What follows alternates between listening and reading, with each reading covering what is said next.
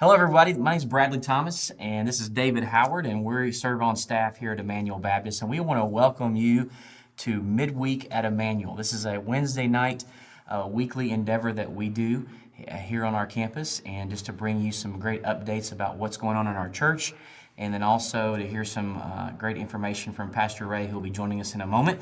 But we wanted to start off this episode by kind of telling you all the things that our church has been doing to support and encourage our community. And David has been in charge of that and leading that effort with our staff. And so, I just wanted to take a few moments to kind of what's been the one thing through this whole process that has just really touched your heart from the standpoint of what our church has been doing to meet the needs in the community? That's a tough question to answer. It really is, because there's been so many things that we've been a part of that have been so meaningful. I think on the top of the list for me really has just been about our church and how they've stepped up and really come together. They haven't isolated themselves. They've continued to be the church in the community, whether that's providing donations or coming to help assemble food boxes or write cards and letters, make phone calls. All those kinds of things have been really helpful. But, if we start to dig down into what we've been doing over the past couple of months, and it's hard to believe it's been a couple months. Yeah, I know. We started trying to provide some food and supplies for our ministry partners. And then it started to expand out, where we started to reach out to frontline workers in the hospitals, police stations, fire departments. And then we branched out even further and started connecting with health department, sanitation workers, pharmacies, hospitals again. This week we're actually feeding an entire hospital. Wow. So, just the amount of work that our church has done to be the church has meant so much. And all of those really stick out, but, trying to drive down on one thing, I think this food drive that we were part of the last couple of weeks, to see the number of people that made donations and see them come back multiple times to make donations, to see a husband and a wife from one family go to separate stores and fill up their car with donations and bring them back to us, that ministered to us. And then handing out those boxes this past weekend. And we've got a big delivery to make this morning to Housing Authority here in Lexington. The response has been overwhelming from our church, but also from the community. Yeah, the numbers that have been coming out over the last few weeks, I know they're continuing to grow, but I think at one point a couple weeks ago there were something like we've given out over 4,000 plus meals, or we've fed over 4,000 plus. Yeah. And I think you said that there was over 600 of these care boxes that we're sending out. Is that right, 600? Yeah, it was about 550, 575. Wow. And we will have 500 of them delivered by end of day today. We gave out about 250 to 300 over this past weekend and early in the week last week. Today we're making a large delivery of about 220 boxes to the Lexington Housing Authority and a couple facilities that have basically been shut down. They're 62 years old and above age-wise, and low income and really struggling. And when I talked to the Housing Authority, they were so excited that we thought of them. And we're looking forward to going down there today. Yeah, we really are. That's good stuff. Thank you so much, church, for what you're doing, because you're giving, because you're being the church. You're able to basically be the hands and feet. And while maybe not all of you watching this are able to go deliver a box or do whatever physically, giving is just a huge part of that. Whether it be giving donations, giving financially to our church has been a massive huge part of what we're doing in this community, and it's going to continue. This is not something that's going to go away. In the next, we've been talking about that. It's going to be here for a while. And so what are some of the things that you see coming up that are going to continue on? I know food's going to be a big issue, but what are you, and you're talking to a lot of different organizations around our area, David. What are some things you see that we're going to have to continue and ramp up? The food thing is still a big thing. Even though we've given out and fed, provided more than 4,000 meals, food is still a big deal. We're getting calls every single day for people who are in need, and we're continuing to meet those needs. We're continuing to bag up some groceries and have people deliver to them if that's needed, or they can stop by the Rock and pick them up. We're still working on that. You know, the other thing that I think we've got to continue to do is encourage people to look around them. Look around you in your neighborhoods. Check on your neighbors. Make sure they're okay. Because as this thing is in its second month, you know, we're just about to be done with 2 months of it. People are really, they're stressed out. They're feeling the weight of it. They're discouraged. They're anxious. They're scared. And so it's important that the Be the Church emphasis really takes hold in our neighborhoods, that we're seeing people check on people around them to be an encouragement. So we're not going to finish. We're never going to go back to the way things were. No. We've stepped out really, I think, in ways that we forgot that we could do these kinds of things. And it's been so encouraging to be a part of that. Absolutely. It really is. Just one quick story. We had a lady who has never had to ask for help before in her life, that we delivered a box to her yesterday. And she was overwhelmed by it and even called us back and left a message thanking us that we were able to provide that for her. And just a little thing like that meant a lot. But there are people that have never had to ask for help that are having to ask now. So the needs are going to continue to be there. Absolutely. This Be the Church emphasis is going to be a part of our DNA going forward.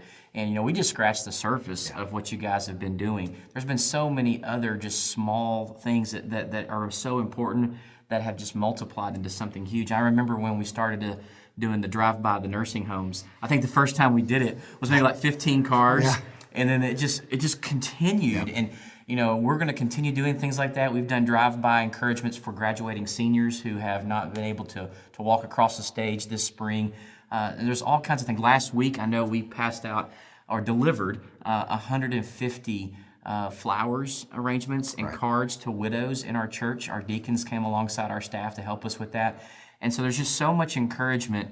And really, people, like, I love that phrase, be the church, because that's exactly what we're doing. We are being the hands and feet of Jesus coming along somebody, and we're going to continue that. So thank you for what you're doing. I know there's a lot of people behind the scenes that are with you, your staff, and a lot of volunteers, but thank you for leading out in that effort. And if you want to know more information about how you can keep up to date with what our church is doing for the community, whether it be food donations, whether it be drive-by encouragements, or whatever it may be, you can always go to our website, ibclex.com/bethechurch. And on there is all the information you need. It's ways you can communicate with David and his team, and so we encourage you to do that. We're glad you're here again for Midweek Immanuel, so now we're going to throw it to Pastor Ray and his special guest. Thanks for coming. Well, it's right here, and I want to thank you so much for joining us. And if any of this is a help to you, we would love for you to share this with a friend, a coworker, a neighbor, or even a family member. We would love to be a part of your story and other people's story as well. And my guest today is Ted Cunningham. Ted is a friend. He's a comedian. He is a pastor. He is an author, and really just great guy. He's one of my favorite guest communicators we have at our church, and I cannot wait for the day that we get to have Ted back and with us all, and can't wait for the day that we re-enter. And we're excited about all of this. And our passion, I think Ted and I would agree, is that we want, through the gospel, for relationships to thrive. We want to build great, strong families. And so that's why I'm so excited about today and our conversation that we're going to have. So thanks for being our guest today, Ted. Well, I've looked for this for a while, Ray. I love your church, love what you're doing, and love how you're getting started in ministry. That's been fun to watch. Oh, thank you, man. Thank you. So tell me a little bit about your family. Well, we have been in Branson now for 18 years. Mother's Day is our 18th anniversary of planting the church. Okay. I met my wife, Amy, on a blind date at Liberty University back in 1994. We were married in 96. Okay. And I graduated in 96. We got married after I graduated. She had a year left.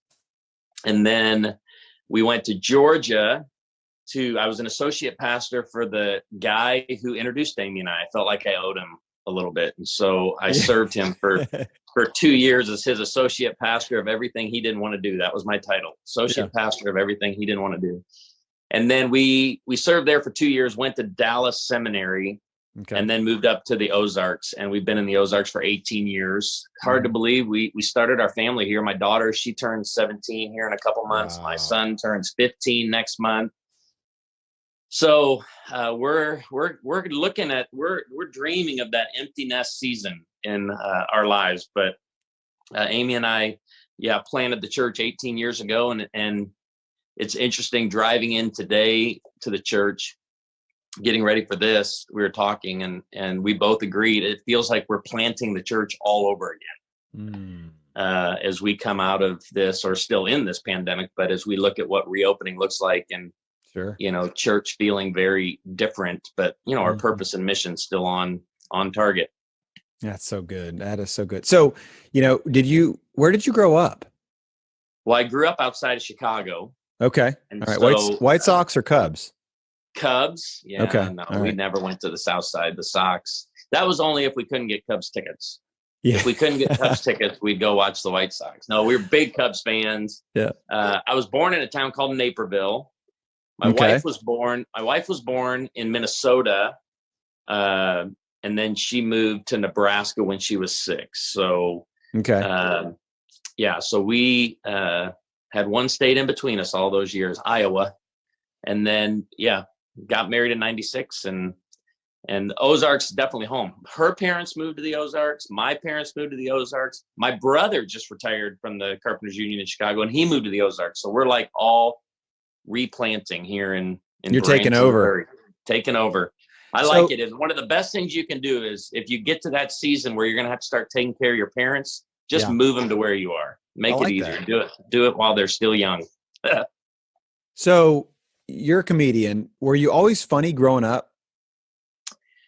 Well, I'm last born. So if you think about who your favorite comedian is, you got a 9 out of 10 chance of them being the last born in the family. So I was, but it wasn't always joke writing and telling jokes. It was just taking our everyday ordinary life and seeing the lighter side of it, I guess, is what my personality type does. And so as that translates into marriage, I love people come up to me at conferences or retreats or churches, date nights, and they're like, so do you tell Amy jokes? Like, all day. That's what I do. I get up from the time I get up. I ask her, when I wake up in the morning, if you would please start the day by saying, ladies and gentlemen, Mr. Ted. No, that's not how it looks at all. I don't tell her jokes, but it just continues in marriage that way. I tend to see the lighter side of life. And so it's been interesting. My wife always is helping me with this. I'm a pretty emotional guy too. So laughter is a coping mechanism for me. I don't turn to drugs, alcohol, other issues that I know a lot of people do. I turn to laughter a lot. And it's the one thing our elders here tell me all the time. My wife reminds me of it. Whenever truth is delivered to our congregation and I can feel the weight of it resting on our congregation, my personality is to rescue them from that and just throw a joke in there. And I have to learn to let people wrestle with it and sit with it and not bail them out. So, and this, the last couple of months going through this pandemic, coming into an empty worship center to film sermons, we do live stream. Ours is live. I've been pretty emotional through the whole thing. And like these days, I can't pray. I cannot worship without becoming pretty gripped with emotions. And I think that's just all of us have gone through this season of mourning and this grief, but laughter helps us cope. And that's right. As Henry Ward Beecher said, a person without a sense of humor is like a wagon without springs, jolted by every pebble on the road. And I just always used humor to ease the pain and suffering of life just a bit. I think we could all laugh a little more right now, don't you? Whew. How do we laugh more, Ted? Yeah, and I always remind, Ecclesiastes teaches us about seasons and actually speaks quite a bit about laughing and enjoying life. But I think the key for us is to always keep in mind it's seasons. There's seasons for mourning and there's seasons for laughter. a lot of my friends, when this hit, they immediately became the CEO or general of their church. Again, that's not my leadership style. I'm more of a chaplain. So I immediately, and we wrote it on the board in our conference room. I wrote the 6 stages of grief on the board, and I said, let's make sure our message and our tone follows this as people go through. The first Sunday, every church in the nation was dealing with shock and denial. I wasn't in a humorous mood. I wasn't in the mood to laugh those first few weeks, because shock and denial stage 1, it hit us all, and we were just reeling in it. And then then you move out of that stage into the second stage, which is anger. Yeah. Then you move into the stage of depression or being overwhelmed and full of uncertainty. Then you get into dialogue. Mm-hmm. And you start planning the new. The mistake I think we make oftentimes. I work with a lot of churches, when they lose a pastor to moral failure, and I tell them you have to think about the grief cycle as you work through with your church as well. And the biggest mistake churches make is they make an announcement on Sunday morning about the pastor's failure, shock and denial. We're like, we can't believe it. We start asking ourselves all the questions like, how did we not see this? How did we not get any of the signs? You process through that a little while, then you get mad, right? I said the mistake churches make is that they announce it one Sunday, and the leaders want to jump to stage 6 in the grief cycle with telling people the new normal and how we're moving forward. We just want to Pop-Tart everything, don't we? We just want to. That's right. Boom. And we want to lead there when everybody is still back in stages 1 and 2. And so we've tried to process that through, over to make sure our message and our tone, because tone deafness is not knowing where people are at. That's right. And we don't want to preach or speak in a way. I had more emails coming to me in the first couple of weeks.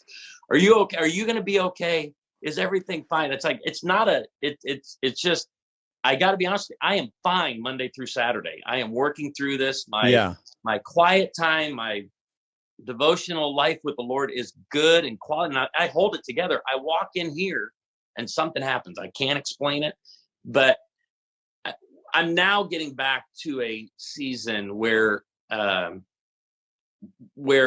do begin to find more humor throughout the day. But just knowing the appropriate time and the appropriate way, and with who you're dealing with. I think, Ray, we're still in for a lot of loss and a lot of grief. I think when the unemployment bonus checks run out and jobs aren't available in your town and in my town, and people are going to want their jobs back, and their jobs won't be there. And they didn't take them when they could because they were enjoying. We're going to be hit with it again to help people process through what a new job looks like or a new career looks like. And so I'm trying to be mindful of that. And I don't know, it's an interesting season. It's an interesting season. Yeah. We need a lot of wisdom, don't we? And we need a lot of strength from people. Keep asking me, how you doing, Ray? And I'm saying, you know what? I'm doing pretty good at this moment. And you know what? God has given me a lot of strength. And that's the only way I can get through what I'm going through. Honestly, I know that sounds cliche, but honestly, that's literally what I'm just walking with Christ. I know you have a relationship with Jesus, and anyone listening or watching, that is the foundation of really of all of it. And without Christ, I don't know where I would be. So, one of the things that, out of my relationship with Christ has been just this passion to see my marriage strengthened and to just be stronger. And even in the middle of this, this COVID craziness, as I've been saying, one of the things that I'll just be quite honest with you about, I'm pretty bad at is listening. Why am I so bad at listening, Ted? Can you please tell me? Why? Please? My wife would love you for that. Yeah, she's gonna want us to end out on this one. Just take your time on this one.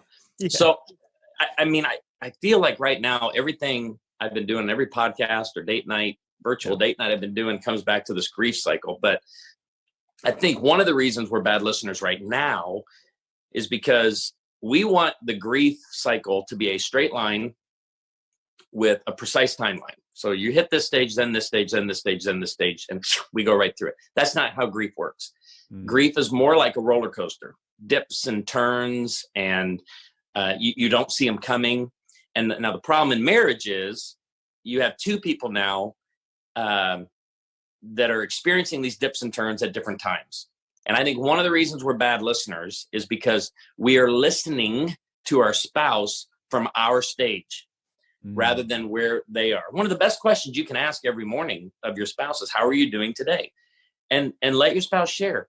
This is a low motivation day for me. I think a lot of people through the quarantine have had a very difficult time understanding why, man, one day I get up, I'm ready to plant a garden and build a gazebo. And I mean, I'm ready to go. And then the next day I got nothing.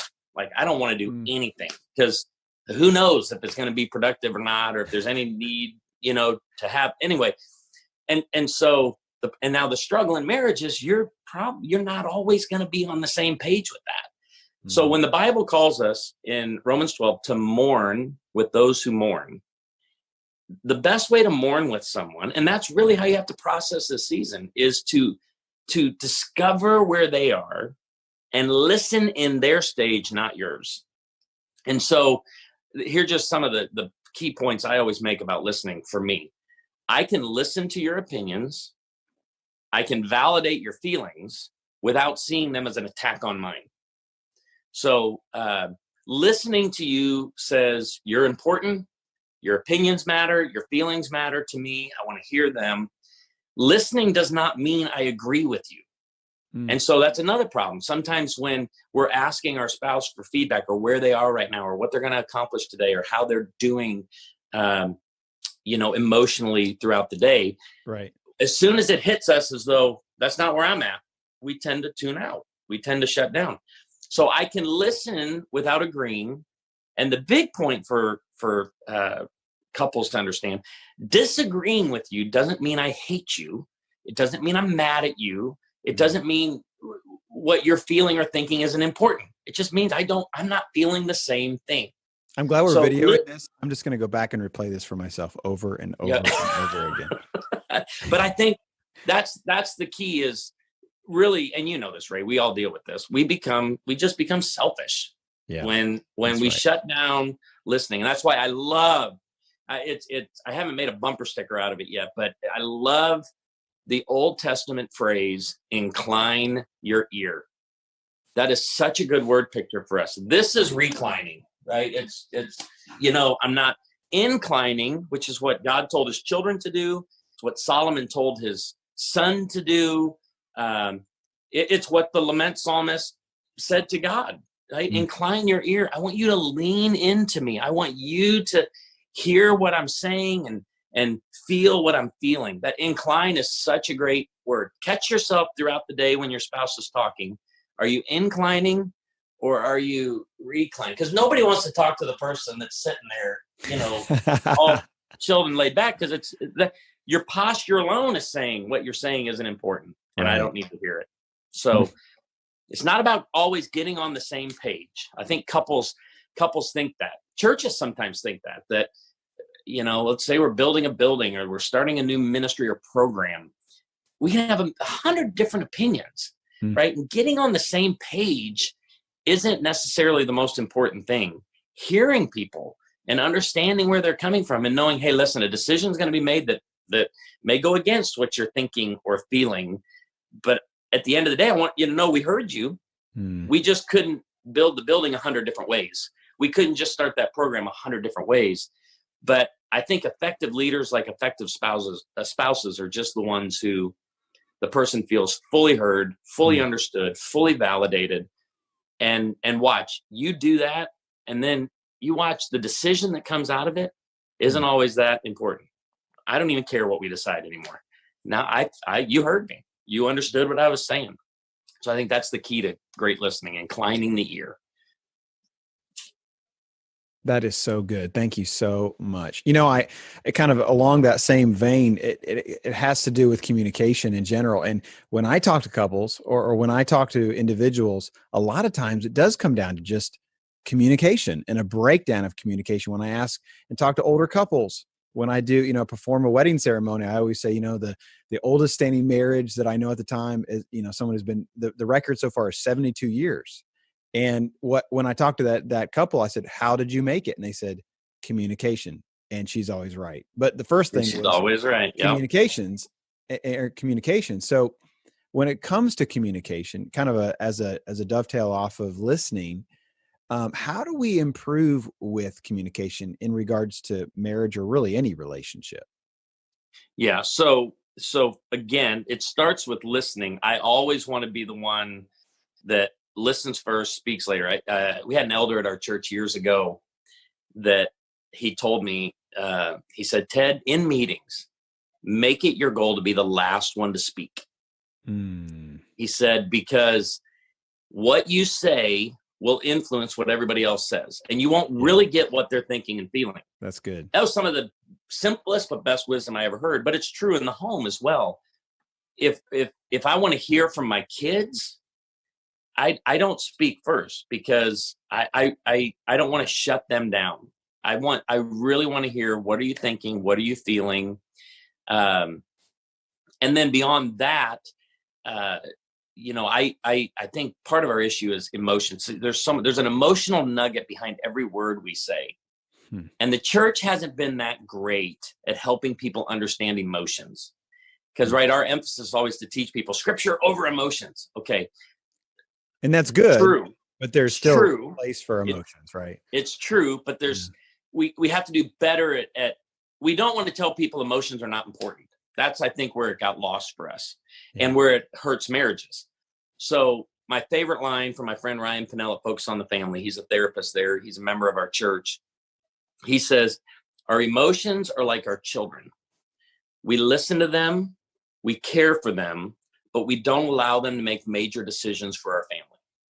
That's so and good. It's a word picture that I go, if the church could grab that, because in our marriage, scripture drives the bus. I always tell people, before you make a decision, a major decision for your marriage, start by asking the question, how will we make the decision? Not what the decision is. Are we going to make it based on scripture, tradition, experience, emotion, reason? All of these are good. Yeah. But only one can drive the bus.